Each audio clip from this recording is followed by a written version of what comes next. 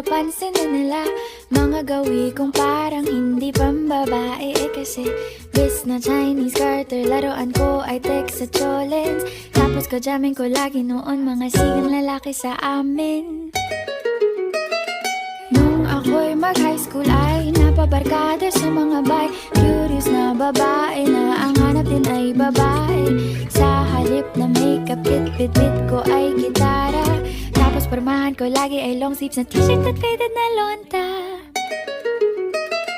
Pero nung makilala kita, nagbagong bigla ang aking timpla. Natutuwa ko na magpariban at mag-ahit ng kilay at least once a month. Hindi ko alam kung anong meron ka na sa akin ay nagpalambot ng bigla. Sinong mag-aakalang lalaki pala ang bibiyag sa tulad kong tigreng gala.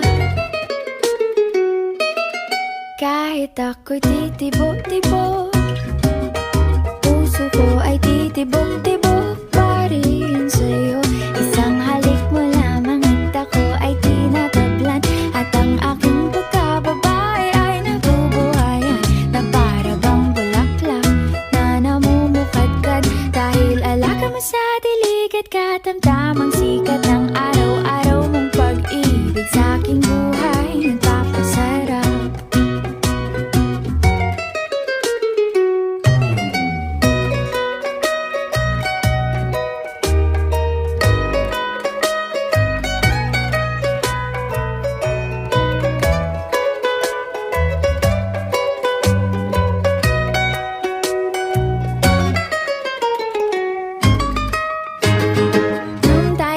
College ay saka ko lamang binigay ang matamis na oong 10 buwan mong trinabaho.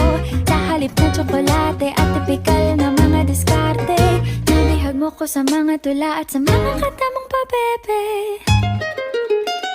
Kaya nga noong makilala kita, alam ko na agad na mayroong himala. Natutuwa kong magtakong at napadalas ang pagsuot ng bestidang pula. Pero di mo naman inasam na ako ay magbagong tuluyan para patunayang walang matigas na tinapay sa mainit na kape ng iyong pagmamahal. Kahit ako'y titibo-tibo, puso ko ay titibok-tibok pa rin sa'yo.